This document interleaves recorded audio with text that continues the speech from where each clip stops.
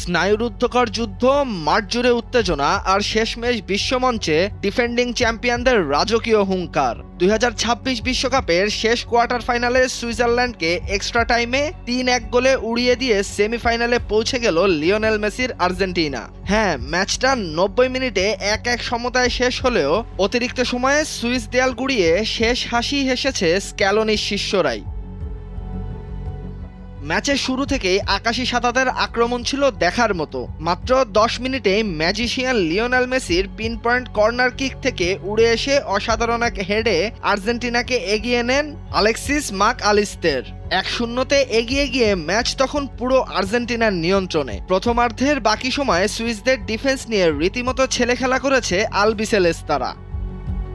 কিন্তু লড়াইটা যখন বিশ্বকাপের কোয়ার্টার ফাইনাল, তখন নাটক তো থাকবেই। দ্বিতীয় বাঁধে ঘুরে দাঁড়ায় সুইজারল্যান্ড। 67 মিনিটে ড্যান এন্দো এর গোলে 1-1 সমতায় ফেরে তারা। তবে ম্যাচের সবচেয়ে বড় টার্নিং পয়েন্ট আসে ঠিক এর পরেই। Swiss forward Breel Embolo Argentina Leonardo পারেদেসের চ্যালেঞ্জের মুখে মাঠে নাটকীয়ভাবে ডাইভ দেন। কিন্তু ভিএআর এবং রেফারির তীক্ষ্ণ চোখকে ফাঁকি দেওয়া কি এতই সহজ?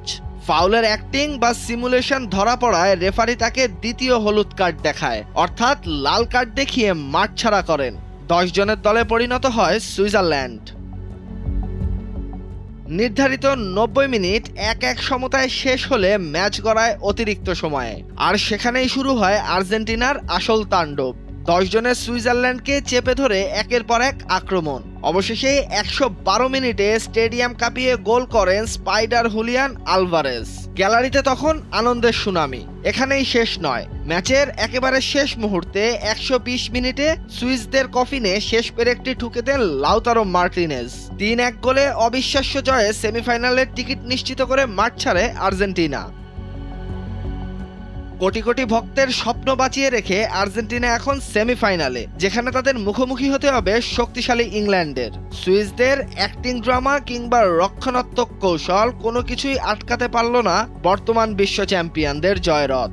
এই আর্জেন্টিনা জানে কিভাবে জিততে হয়, কিভাবে কোটি ভক্তের মুখে হাসি ফোটাতে হয়। তাহসিনুল বাকি ফাহিম, ভোরের কাগজ।